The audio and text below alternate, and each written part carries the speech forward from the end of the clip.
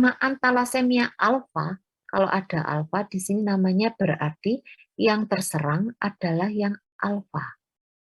Maksudnya yang mengalami mutasi adalah gen yang mengatur kecepatan produksi alfa, rantai globin alfa. Maka produksi alfanya berkurang. Kalau talasemia beta berarti produksi rantai globin betanya berkurang. Yang kedua adalah hemoglobinopati struktural. Ini juga penyakit genetika atau keturunan. Yang pertama adalah sickle cell anemia. Sickle cell anemia ini terjadi mutasi pada asam amino nomor 6 rantai beta globulin, di mana asam amino yang harusnya adalah asam glutamat itu karena mutasi terganti oleh valin. Nah, itu akan menyebabkan sickle cell anemia, yaitu eritrositnya, morfologinya seperti bulan sabit, sickle cell. Kemudian HBE disease itu mutasi sama, di mana asam glutamatnya terganti mutasi diganti lisin. Nah, itu juga akan terjadi hemolitik. Morfologinya berubah.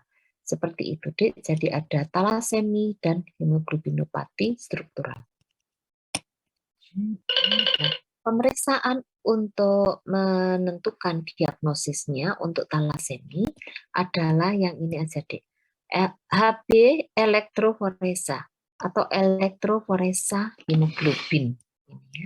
Jadi hemoglobinnya dengan teknik tertentu akan dipisah-pisahkan berapa persen HbA-nya, berapa persen HbA2, berapa persen HbF, adakah hemoglobin jenis lain. Nah, itu adalah pemeriksaan elektroforesa hemoglobin. Nah, sekarang ini penampakannya. Bentuk morfologi sel eritrositnya tidak normal. Jadi kecil-kecil, hipokrom mikrositik ya, anisopoikilositosis. Anisositosis berarti ukurannya ada yang kecil-kecil, ada yang besar ya. Besar ini sel muda eritrosit ya, polikromasi. Dan ada yang fragmented cell, ada sel target, nah banyak sekali tipe morfositosis ya. Jadi pada talasemia itu pada hapusan darahnya nampak anisopoikilositosis hipokrom mikrositik gitu ya. Nah, ini kan mirip toh dengan hipokrom mikrositik pada anemi defisiensi besi. Nah, jadi tidak selalu yang anemi hipokrom mikrositik itu anemi defisiensi besi. Kalau yang ini bisa terjadi mulai dari lahir dia ya, jadi ini keturunan, itu adalah talasemia. Morfologi selnya hipokrom mikrositik. Seperti ini. Pada kasus ini tidak boleh diberi zat besi, sulfasferosus dan sebagainya. Itu tidak boleh, kontraindikasi.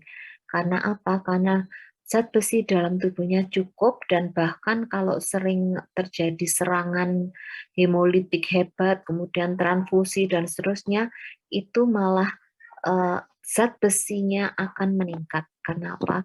Karena banyaknya eritrosit yang lisis, yang hancur gitu ya. Jadi zat besinya keluar semua. Jadi ini tidak boleh diberi terapi zat besi. Sekarang glukosa 6-fosfat dehidrogenase defisiensi.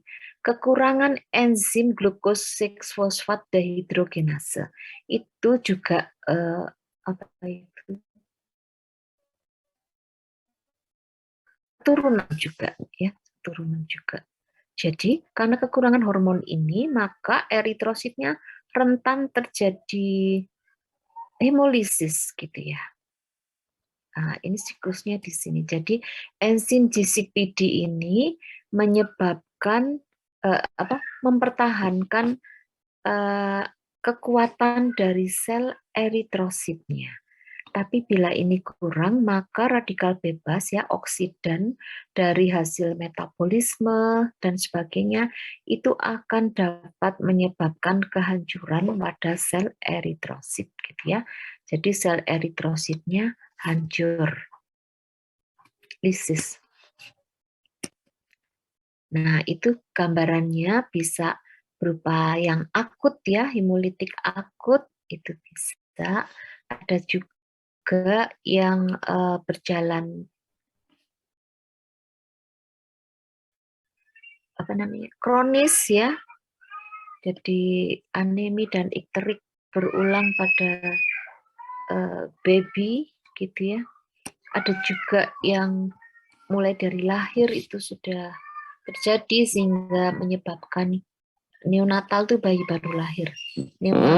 Neonatus atau bayi baru lahir yang ikterik ya, hiperbilirubinemi, jaundice. Atau bisa juga favisem. Favisem itu hemolitiknya dipicu setelah dia makan makanan yang mengandung fafabin. Gitu. Nah itu menyebabkan eritrositnya menjadi mudah pecah. Nah seperti ini pada pemeriksaan laboratorium dengan pengecatan berilin kresil blue itu bisa terjadi timbul dot-dot bintik-bintik ini ya pada sel eritrosit namanya Heinz bodies.